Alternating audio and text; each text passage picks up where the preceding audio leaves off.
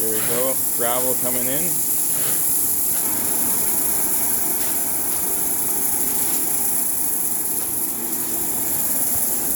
Already covered up our drain tile here for us.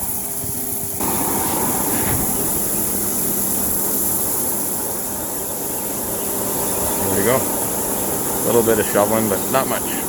All right, we are all cleaned up and ready for concrete slab. Got all our drain tile, rainwater leaders inspected today. Here we are, concrete coming in on our slab. We're spreading it out, screeding it.